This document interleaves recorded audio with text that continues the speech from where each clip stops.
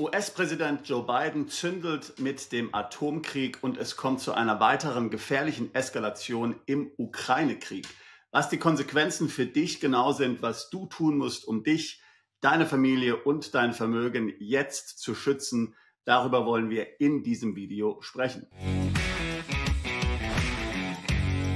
Man kann über Putin denken, wie man will. Man kann ihn für einen Verbrecher halten oder für einen guten Staatsmann.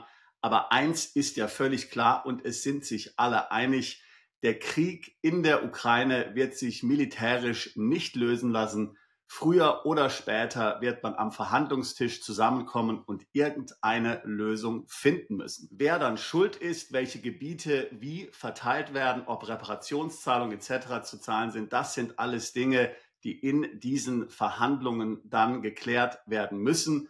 Aber eines ist klar, über eines sind wir alle einig, egal wo man eigentlich steht auf dem politischen Spektrum, wir müssen zum Verhandlungstisch. Jede weitere militärische Eskalation in diesem unseligen Krieg, der schon über 1000 Tage dauert, muss vermieden werden. Die Entscheidung von US-Präsident Joe Biden, der Ukraine jetzt zu erlauben, russisches Gebiet mit Langstreckenwaffen anzugreifen, ist natürlich höchst problematisch, insbesondere deswegen, weil er ja am Ende seiner Amtszeit ist und man hier ganz stark das Gefühl hat, dass es sich schlicht und ergreifend um eine Trotzreaktion handelt.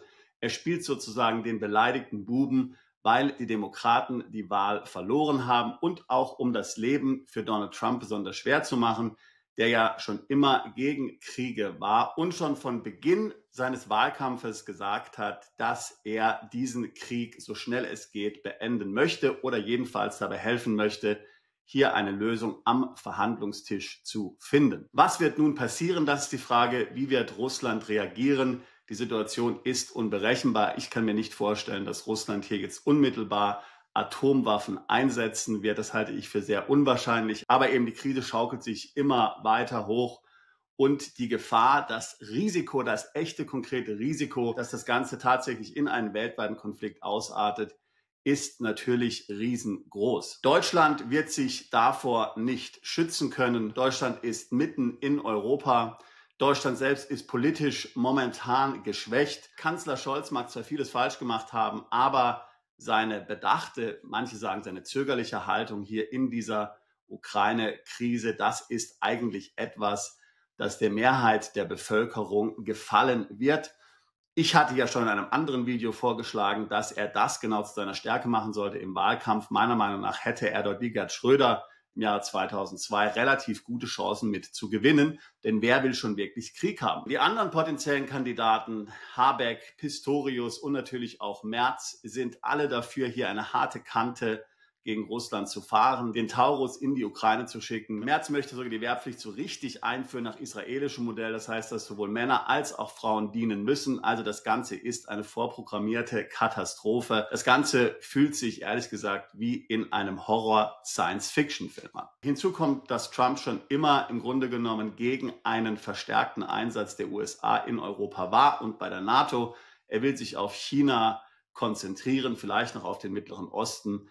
Aber im Grunde genommen will er sich in Europa raushalten. Das heißt, auch hier wird eine immer größere Verantwortung auf Europa und insbesondere auf Deutschland zukommen. Das haben auch so die Amerikaner gesagt, für ihre Verteidigung selbst zu sorgen. Die Konsequenzen dessen sind relativ leicht vorauszusagen. Höhere Steuern, denn wer soll das alles bezahlen, diese Verteidigungsausgaben? Wehrpflicht, Schuldenunion innerhalb der Europäischen Union, für die Deutschland dann vor allen Dingen gerade stehen wird. Frankreich, Italien, die haben ja alle keine Knete. Mehr Konflikte, mehr Überwachung. Was sind nun die Konsequenzen für dich? Nun, für einige, und da haben wir wirklich nicht wenige Mandanten, heißt diese Entwicklung, dass sie so schnell wie möglich weg wollen aus Deutschland und sogar aus Europa. Hier geht es einfach darum, für die Sicherheit der eigenen Familie zu sorgen, die Kinder vor der Wehrpflicht zu bewahren und natürlich auch das Vermögen zu schützen. Denn wir wissen, der Krieg und die Kosten des Krieges, das sind die teuersten Steuern, die es gibt. Und Regierungen haben natürlich immer Kriege als Vorbehalt dafür verwendet, die Steuern zu erhöhen. Während Kriegen galten in verschiedenen Ländern Einkommensteuersätze in Höhe von 70, 80 oder sogar 90%. In der Tat kann man eigentlich sagen, dass die Einkommensteuer an sich eingeführt wurde, um Kriege zu finanzieren. Also Regierungen lieben Kriege, denn Regierungen können dann an der Steuerschraube ziehen. Und das heißt, wer sich jetzt unmittelbar schützen will vor diesen Konsequenzen und natürlich auch vor den Gefahren eines möglichen Krieges, möglicherweise eines Atomkrieges, der hat ein paar Optionen. Wir haben dazu auch schon Videos gemacht. Kurz zusammengefasst, Australien, Neuseeland und der Südkegel Südamerika sind ziemlich sicher. Das heißt, hier hast du die besten Überlebenschancen auch bei einem solchen Konflikt. Dort gibt es viele freie Flächen. Hier gibt es wenige militärische Ziele und gerade Südamerika war in sehr wenige internationale Konflikte involviert und bietet natürlich als Kontinent unglaubliche Ressourcen. Steuerlich sind die Länder ebenfalls interessant. Das heißt, hier kannst du tatsächlich, ich sage mal, einen Krieg sozusagen überwintern. Man muss ja allerdings auch beachten, dass vielfach die Auswanderung alleine nicht helfen wird, gerade auch wenn es um die Wehrpflicht geht. Oft muss man hier tatsächlich die deutsche Staatsbürgerschaft abgeben. Wir haben viele Mandanten, die eine weitere Staatsbürgerschaft sich besorgen. Das ist ja mittlerweile möglich. Seit Ende Juni 2024 kann man auch als Deutscher eine zweite Staatsbürgerschaft in einem Nicht-EU-Land annehmen. Tatsächlich werden aber die wenigsten natürlich in der Lage sein, alles zusammenzupacken und zu gehen. Das sind vielfach selbstständige Unternehmer, Investoren, die jetzt nicht hier gebunden sind an ihre Heimat, aber oftmals natürlich kann man nicht so einfach gehen. Und dann stellt man sich natürlich die Frage, was man dann machen kann. Nun, auf jeden Fall kannst du auch schon von zu Hause aus, ohne jetzt auszuwandern, tatsächlich einen Plan B im Ausland etablieren. Was sind die Elemente, die dazu gehören? Konten und Depots im Ausland zu eröffnen, Edelmetalle im Ausland zu lagern, sich Aufenthaltsbewilligungen im Ausland zu besorgen, möglicherweise eine zweite Staatsbürgerschaft.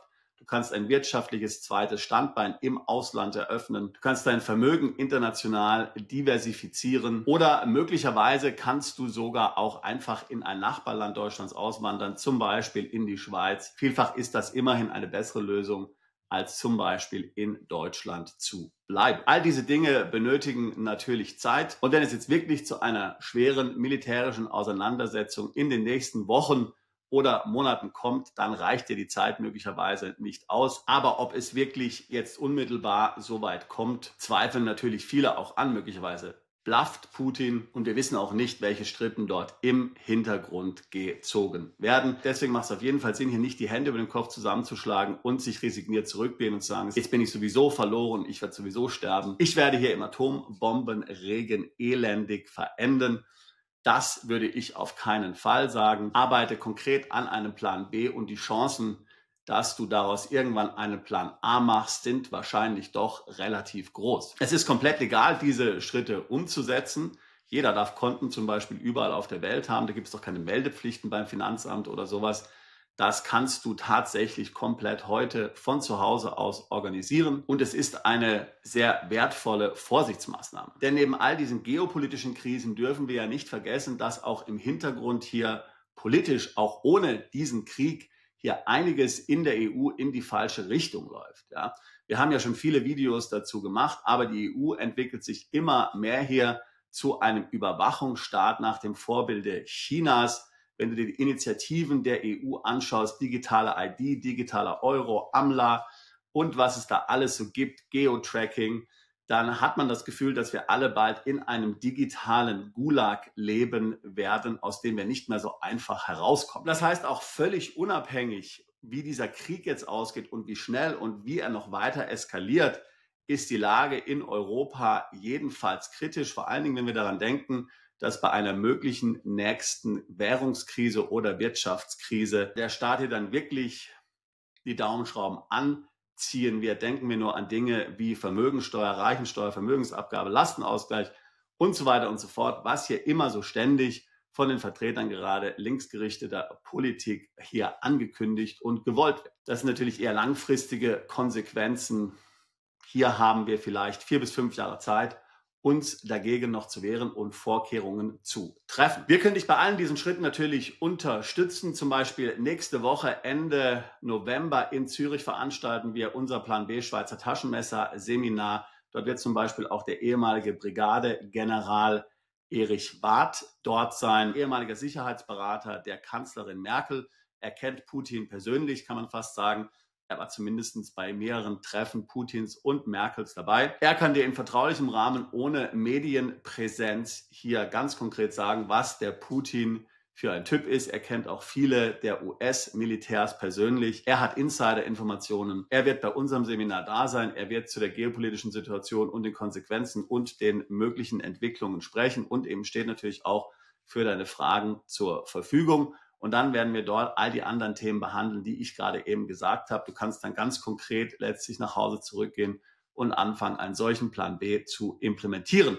Aber selbst wenn du nicht nach Zürich kommen kannst, übrigens alle Informationen zu dem Seminar hier im ersten Kommentar zu diesem Video, kannst du gerne ein Beratungsgespräch buchen. Link dazu hier in der Beschreibung dieses Videos. Wir machen seit fast 20 Jahren nichts anderes, als Mandanten genau bei solchen Vorhaben zu unterstützen, ins Ausland umziehen, einen Plan B zu etablieren, sich steuerlich zu optimieren, dafür zu sorgen, dass einem der Staat nicht das ganze Geld wegnehmen kann.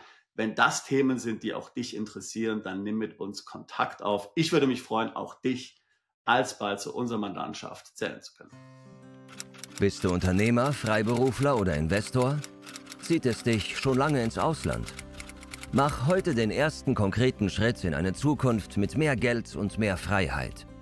Buche ein Beratungsgespräch mit Sebastian und seinen Kollegen. Unsere Kanzlei unterstützt Mandanten wie dich dabei, deine Steuerlast legal zu reduzieren, Vermögen aufzubauen und zu schützen und deine persönliche Freiheit zu maximieren. Profitiere jetzt von unserem Fachwissen und unserem Netzwerk. Gehe zu mandatierung.com und werde Mandant unserer Kanzlei.